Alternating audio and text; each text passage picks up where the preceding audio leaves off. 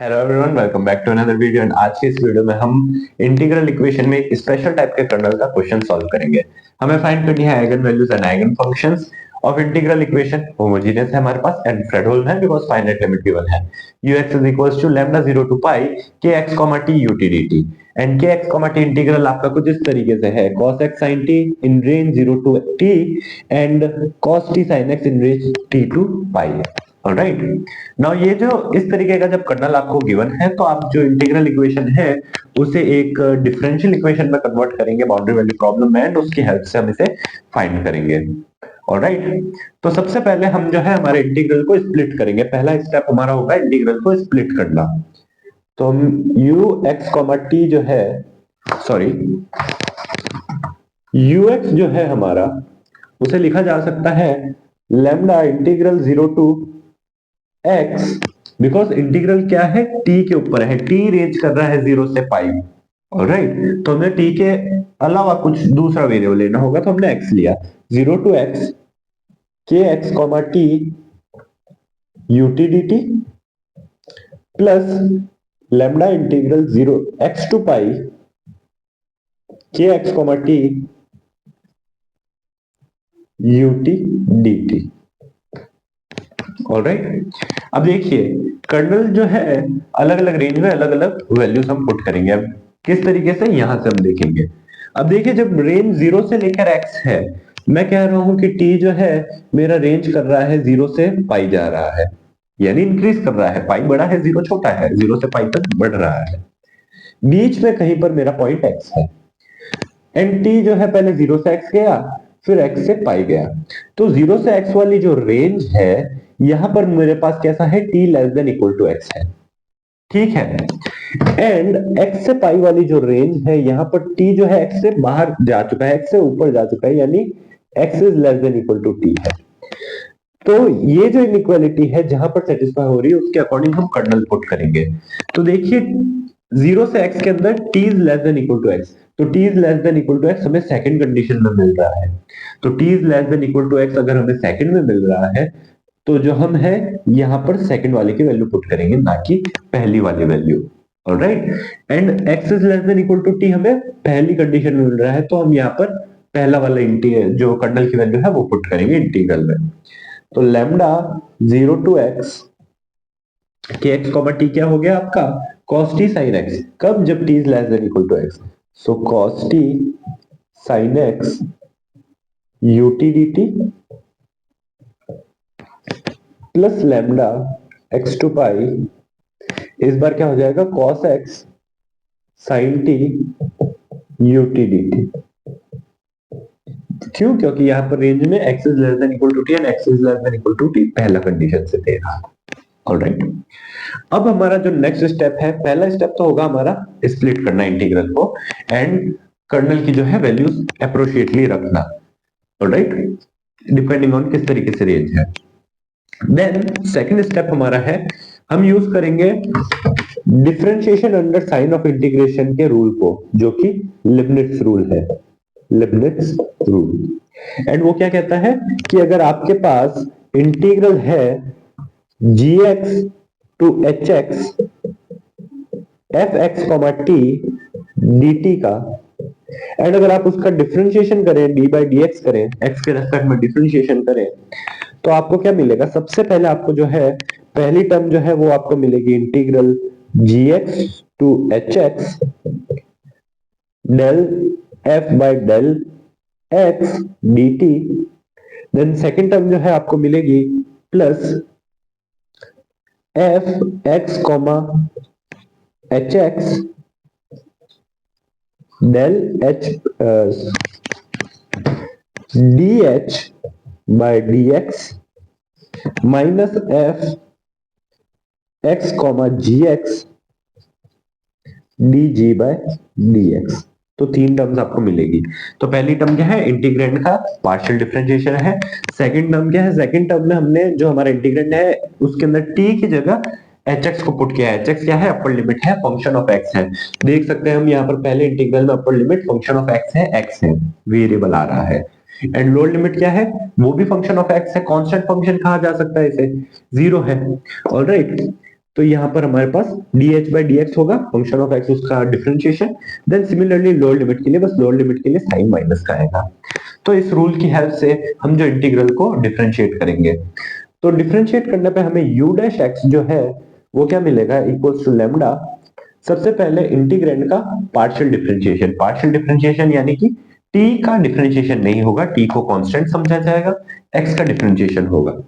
So 0 to x cos t and ut dt as it is.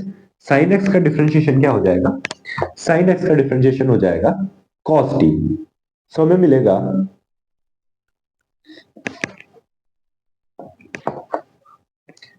sin x का differentiation हमारे पास हो जाएगा cos x। So cos x cos t ut dt। Then second term हमारी क्या होगी, plus f of x comma H X. T की जगह H x रखना है हमें, अपर लिमिट जो भी है वो रखनी है। तो सबसे पहले लैम्डा तो एज इट इज चल रहा है। देन हमारा एफ एक्स कॉमा टी क्या था, ये पूरा फंक्शन था। यहाँ पर जहां जहां टी है, टी की जगह रिप्लेस करना है अपर लिमिट जो कि है एक्स। तो अपर लिमिट जब रिप्लेस की जाएगी तो टी की जगह एक्स हो जाएगा। So lambda cos X sine X and U X into D H by D X. तो अपर लिमिट क्या थी, डी एक्स थी, तो D X by D X. Alright, D X by D x क्या हो जाएगा, 1 हो जाएगा सिंपली। देन नेक्स्ट अब है माइनस लैम्डा, लैम्डा तो सबके साथ चल ही रहा है, एफ एक्स कॉमा जी एक्स, एक्स कॉमा जी एक्स। तो यानी कि टी की जगह 0 रखा जाएगा, cos 0 sin x u 0, but साथ में आ रहा है D G by D X. g lower limit क्या है, 0 है, d0 बाय dx क्या होगा, किसी भी कांस्टेंट का डिफरेंशिएशन 0 होता है। तो ये टर्म जो है 0 हो जाएगी इस केस में। तो लैम्डा इंटू 0 यानी कि 0, यानी कि इस टर्म को हमें लिखने की जरूरत नहीं है। देन यहां पर हमारा सेकंड इंटीग्रल है, इसका हम डिफरेंशिएशन करेंगे। सो सबसे पहले as it is lambda 0 to x to pi, then cos x sin t। So cos x जो है इसका डिफरेंशिएशन होगा, सो cos x का minus sin x, so minus एक इंटीग्रल के बाहर आ जाएगा, sin x sin t ut dt। Then next step क्या है, नेक्स्ट स्टेप है हमारा अगेन जैसे upper limit and lower limit हम यहां पर भी पुट करेंगे। बट अब यहां पर देखिए इस बार अपर लिमिट पाई है यानी कि कांस्टेंट है। So d pi by d zero क्या हो जाएगा, डी एक्स क्या हो जाएगा, 0 हो जाएगा। तो पहली टर्म जो है वो तो कैंसिल हो गई। सेकंड टर्म है माइनस एफ, सो हमारे पास माइनस ऑफ यानी कि माइनस लैम्डा बन जाएगा। देखिए हमारे पास सबसे पहले लैम्डा पूरे ही इंटीग्रल से बाहर था, यहाँ पर इंटीग्रल में एक माइनस आया एंड यहाँ पर भी माइनस आया। तो लैम्डा जब मल्टीप्लाई हुआ तो पहले वाले के पास भी माइनस लैम्डा बचा एंड दूसरे के पास भी माइनस लैम्डा बचा।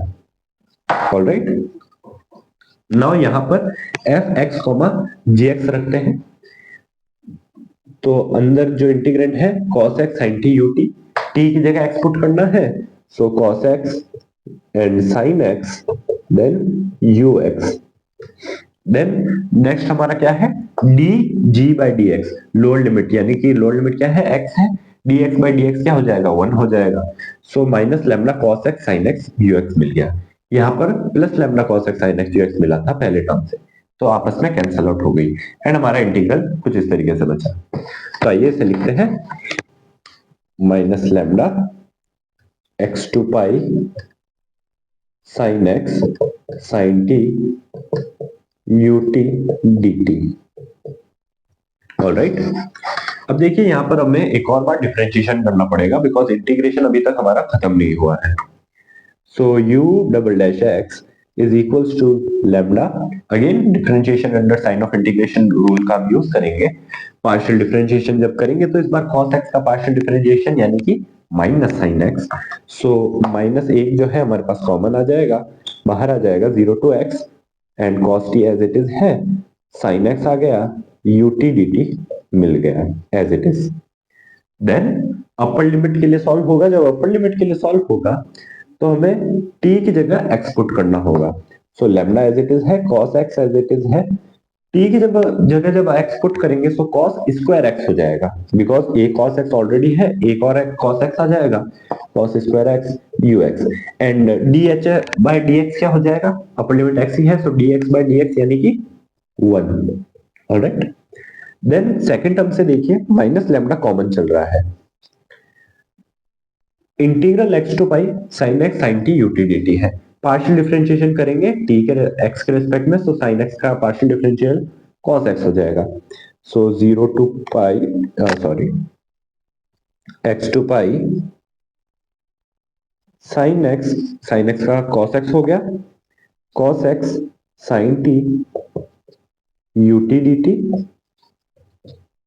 देन अब देखिए अपर लिमिट कांस्टेंट है, D pi by D X 0 हो जाएगा, तो अगेन लोअर लिमिट के लिए लिखा जाएगा, यानी कि माइनस लैम्डा, सॉरी लैम्डा अभी बाहर है, माइनस अंदर जो भी इंटीग्रेंड है उसके अंदर टी की जगह एक्स पुट करना है, so sine X as it is है, टी की जगह एक्स पुट करेंगे तो यहाँ पर एक और साइन एक्स बनेगा, sine square X, and U T में एक्स पुट करने पे यू एक्स। ऑलराइट, देन साथ में dx by dx, dx by dx यानी कि 1। ऑलराइट, माइनस लैम्डा मल्टीप्लाई में था, सो माइनस लैम्डा पहली टर्म से मल्टीप्लाई हुआ माइनस लैम्डा, दूसरी टर्म से माइनस माइनस प्लस लैम्डा हो गया। ऑलराइट, अब देखिए ये दोनों टर्म्स कंबाइन हो जाएंगी, ये दोनों टर्म्स कंबाइन हो जाएंगी। कैसे? हमारे पास हमें मिला माइनस लैम्डा, अगर मैं कॉमन ले लू यहां पर तो मुझे क्या मिल रहा है, या फिर अगर सिर्फ माइनस साइन कॉमन लो, so lambda 0 to X cos T sine X U T D T plus lambda X to pi cos X sine T U T D T. And ये क्या है, ये देखिए ये हमारा यूएक्स है, cos T sine X, integral क्या था 0 to X, X to pi के अंदर क्या था, cos x sin t cos x sin t, तो आप देख सकते हैं हमें ux की वैल्यू मिल गई है, तो ये जो हमारा इंटीग्रल है इसे रिप्लेस किया जा सकता है ux से। ऑलराइट, तो हमें पहली टर्म जो है वो मिली minus ux, and second term हमें क्या मिली, देखिए लैम्डा एंड ux जो है कॉमन आ जाएगा, so plus lambda ux common ले लिया, and cos square x plus sign square x 1 मिलेगा। Alright, so in other words simplify होके हमें जो है u डबल डैश एक्स क्या मिला, लैम्डा माइनस 1 यू एक्स के इक्वल मिला, यानी कि u double dash X minus lambda minus 1 U x is equal to 0। ये हमें जो है हमारी डिफरेंशियल इक्वेशन मिल गई है। नाउ डिफरेंशियल इक्वेशन को सॉल्व करने के लिए एग्जैक्ट सॉल्यूशन निकालने के लिए हमें बाउंड्री कंडीशन भी चाहिएगी। सो बाउंड्री कंडीशंस के लिए हम क्या करेंगे, देखिए हमारे पास 0 से लेके पाई की लिमिट है, तो इस लिमिट का हम यूज करेंगे बाउंड्री कंडीशन फाइंड करने के लिए। कैसे? तो बाउंड्री कंडीशन फाइंड करने के लिए हम यहाँ पर क्या करेंगे, देखिए यूएक्स हमारा कुछ इस तरीके से गिवन है। ऑलराइट, नाउ अगर मैं यहाँ पर पाई पुट कर दूं एक्स की जगह, सो यू पाई मुझे क्या मिलेगा, इज इक्वल्स टू, देखिए पहले इंटीग्रल में एक्स की जगह पाई पुट करने से साइन पाई आ जाएगा, एंड साइन पाई क्या हो जाएगा, साइन पाई 0 हो जाएगा, साइन पाई 0 हो गया तो पहली टर्म 0 हो गई। सेकंड टर्म देखिए, सेकंड टर्म में कॉस पाई आएगा, बट लिमिट क्या हो जाएगी, पाई टू पाई, पाई टू पाई यानी कि इंटीग्रल बचेगा ही नहीं।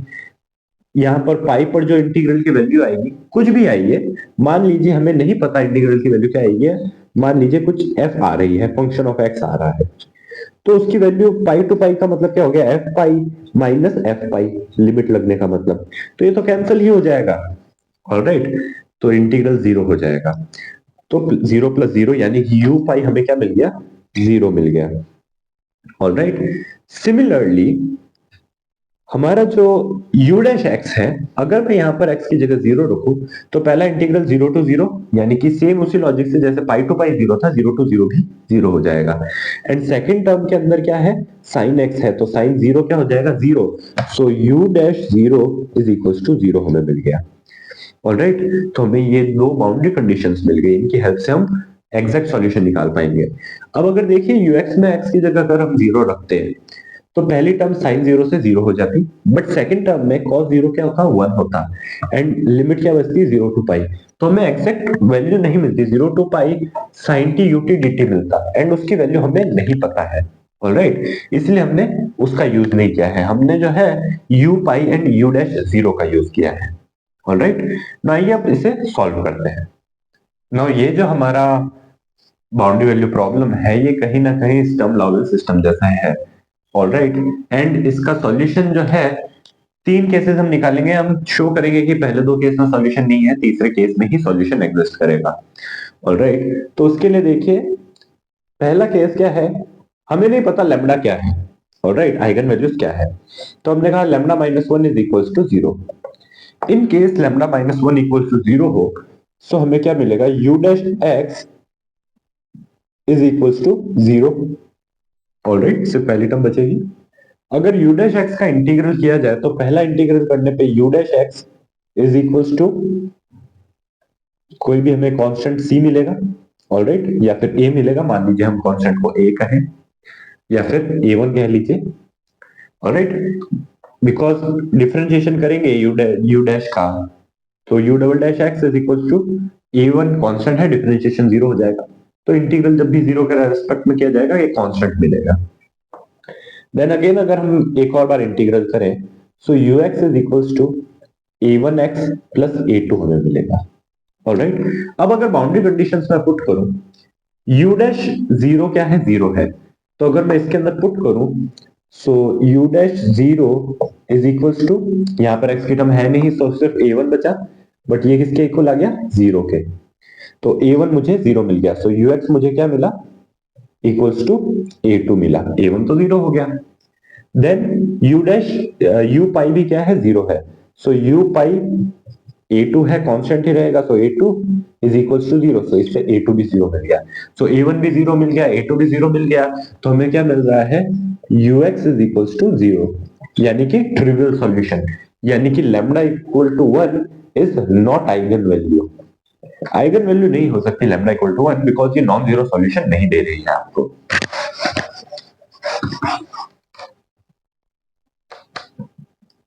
नाउ सेकंड केस हम ले सकते हैं, lambda minus one is equal to mu square. अब देखिए तीन ही पॉसिबिलिटीज है, या तो ये जीरो होगा, या कुछ पॉजिटिव वैल्यू होगी, या फिर नेगेटिव वैल्यू होगी। अगर पॉजिटिव वैल्यू है तो हमने मान लिया म्यू स्क्वायर है, बिकॉज कुछ भी नंबर लीजिए म्यू स्क्वायर तो पॉजिटिव ही रहेगा। ऑलराइट, सो मान लीजिए म्यू स्क्वायर है, तो हम इसे कैसे लिख सकते हैं, u डबल डैश एक्स का मतलब क्या है, डी स्क्वायर यू है। Alright, minus mu square u equals to zero, यहां से क्या कहा जा सकता है, D square minus mu square is u is equals to zero. Alright, अब इस डिफरेंशियल इक्वेशन को हम सी एफ पी आई की हेल्प से सॉल्व कर सकते हैं। आर एच एस जीरो है, सो पी आई तो ऑब्वियसली जीरो ही रहेगा। हमें क्या निकालना है, हमें सिर्फ और सिर्फ इसका सी एफ निकालना है, वही इसका जनरल सॉल्यूशन होगा। सो सी एफ के लिए हम क्या करेंगे, ऑक्सिलरी इक्वेशन लिखेंगे। ऑक्सिलरी इक्वेशन क्या है इसकी, m square minus u mu square is equal to zero. यहां से हमें क्या मिला, m is equal to plus minus mu, obviously mu square उधर जाएगा एंड रूट लेंगे, सो प्लस माइनस म्यू। तो डिस्टिंक्ट है, तो इसका सी एफ क्या हो जाएगा, सी एफ इसका हो जाएगा c one e to the power mu x plus c two e to the power mu minus mu x. Alright, e one and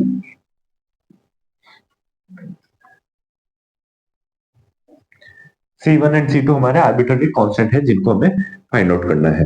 अब अगर Pi हमारा जीरो है, तो CF plus Pi general solution के इक्वल होगा, तो general solution U is equal to UX is equal to, ये हमें मिल गया। नाउ अगेन जो बाउंड्री कंडीशन है उनका यूज करते हैं। सो सबसे पहले U डैश x लिख लेते हैं, तो U dash x is equal to mu C1 e to the power mu x minus mu C2 e to the power minus mu x. तो म्यू डैश जीरो क्या है, जीरो है, तो जैसे ही पुट करेंगे तो हमें मिलेगा zero is equal to mu C1 e to the power zero one हो जाएगा, e to the power zero यहां पर भी वन हो जाएगा, so minus mu C2 is equal to mu C1 minus C2। Now देखिए म्यू जो है नॉट इक्वल टू जीरो है। वाई? क्योंकि अगर म्यू इक्वल टू जीरो हो जाएगा तो ये तो हमारा पहला केस हो जाएगा, तो mu is not equal to zero. तो mu not equal to zero, so हमें क्या मिलेगा C1 minus C2 equal to zero. इससे हमें क्या मिला C1 इक्वल टू C2। ना C1 इक्वल टू C2 जो है पहले केस में रखते हैं। ux इज इक्वल टू हमें क्या मिला, C2 को C1 से रिप्लेस किया तो C1 कॉमन ले लिया and e to the power mu x plus e to the power minus mu x मिल गया। ऑलराइट, नाउ u पाई क्या है, जीरो है, so u pi is equal to zero is equal to C1 e to the power mu pi plus e to the power minus mu pi. Now देखिए ये जो term है e to the power, ये वाली term तो zero हो नहीं सकती। व्हाई? बिकॉज हम जानते हैं e to the power mu pi कुछ फाइनाइट नंबर आएगा, e to the power minus mu pi भी कुछ फाइनाइट नंबर आएगा, सो ये टर्म कभी भी जीरो नहीं हो सकती किसी भी हालत में। लेकिन LHS तो जीरो है, तो इसके का मतलब क्या हो गया, C1 is equal to zero, C1 equal to zero, C2 equal to zero, तो UX क्या हो गया, UX भी जीरो हो गया। तो यहां से हमें क्या मिला, UX is equal to zero.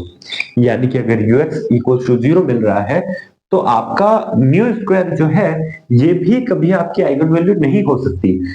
Alright, सो हमें यहां से जो है दो केस में मिल गया कि ना तो लैम्डा इक्वल टू वन आपका आइगन वैल्यू होगी, ना lambda equal to mu square plus one आपकी आइगन वैल्यू होगी, जहां पर म्यू आपका कुछ भी हो सकता है, नेगेटिव लीजिए पॉजिटिव लीजिए, म्यू स्क्वायर तो पॉजिटिव ही मिलेगा। ना ये देखते हैं थर्ड केस।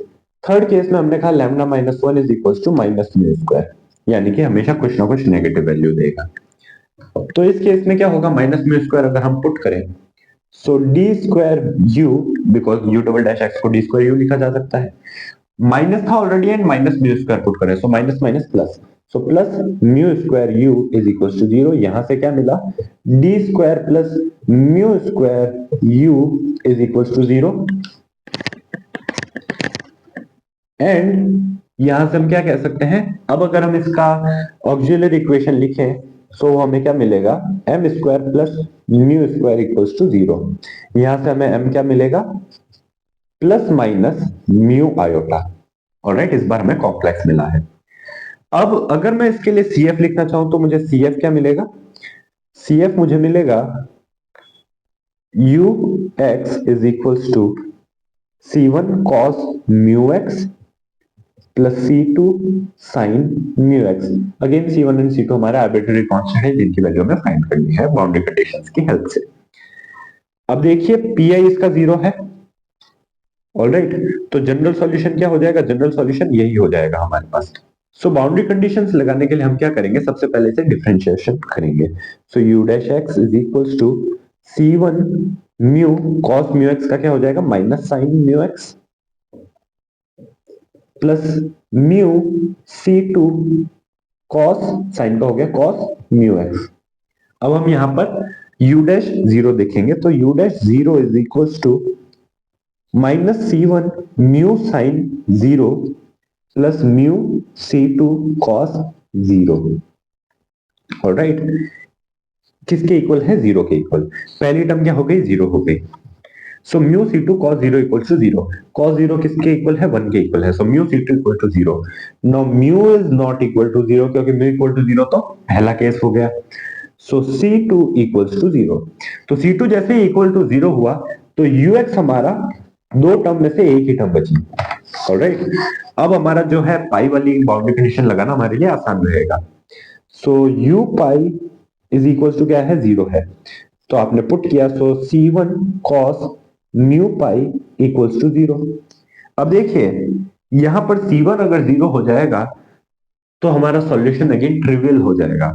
सो हमने कहा for non trivial solution,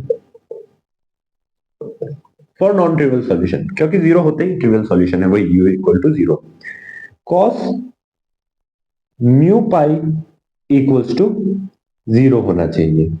and cos कब जीरो होता है, cos आपका तभी जीरो होता है when it is equal to cos 2n plus 1 pi by 2। तभी जीरो होगा जब ये पाई बाय 2 के ऑड मल्टीपल्स के इक्वल होगा। ऑलराइट, एंड देखिए यहाँ पर हम हालांकि माइनस भी ले सकते हैं, बट आप देखेंगे कि जैसे ही हम म्यू की वैल्यू फाइंड करें, देखिए क्योंकि म्यू पाई जो है कंपेयर करेंगे, तो mu pi is equals to 2n plus 1 pi by 2, pi cancel out हो जाएगा एंड म्यू का हमें क्या मिलेगा, n plus 1 by 2। Alright, but जब हम आइगन वैल्यू के अंदर पुट करेंगे, ऑलराइट, ये हमें क्या मिल रहा है, म्यू एन मिल रहा है, nth आइगन वैल्यू। जब इसमें पुट करेंगे तो हमें लेमडा एन जो है वो क्या मिलेगी, lambda n is equals to 1 minus mu n square. तो म्यू एन का वैसे भी स्क्वायर हो रहा है, अगर आप minus 2n plus 1 pi by 2 भी लें वो भी स्क्वायर ही होना है, सो सिर्फ एक ही वैल्यू बचेगी, is equals to 1 minus n plus 1 by 2 whole square. तो ये क्या हो गई, ये हो गई हमारी आइगन वैल्यूज। एंड कितनी आइगन वैल्यूज है, इनफाइनाइट आइगन वैल्यूज है, एंड इनफाइनाइट हो सकता है, 1 2 3 4 5 6 7 8 9 10 कुछ भी हो सकता है। सिमिलरली अगर हम अब आइगन फंक्शन लिखें, सो आइगन फंक्शन लिखने के लिए अभी हमने जब फाइंड किया था तो हमने देखा था ux जो है हमें क्या मिला था, c1 cos म्यू x मिला था, ठीक है। तो म्यू की वैल्यू अब हम पुट कर सकते हैं, सो यू एन एक्स, क्योंकि nth आइगन वैल्यू के लिए जो आइगन फंक्शन है वो यू एन एक्स होगा, is equal to c1 cos mu क्या है, म्यू तो हमारा n प्लस 1 पाई बाय 2 है, so cos n plus 1 by 2, n plus 1 by 2 into x, and c1 क्या हो जाएगा, c1 आपके पास में हम अगेन 1 लेट कर सकते हैं, आर्बिट्ररी है c1, सो हमने कहा लेट c1 इक्वल टू 1। तो हमारे पास ये क्या हो गया, unx हमारे पास आइगन फंक्शन आ गया कि लैम्डा n जो आपकी आइगन वैल्यू है उसके लिए unx आपका आइगन फंक्शन जो है वो कुछ इस तरीके से है, cos n plus 1 bye 2x के इक्वल है। ऑलराइट, सो इस तरीके से हमारा जो ये स्पेशल टाइप का कर्नल था उसके लिए हम कुछ इस तरीके से सॉल्व करते हैं। Alright, so this was all in today's video, मिलते हैं नेक्स्ट वीडियो में, तब तक के लिए take care and thanks for watching.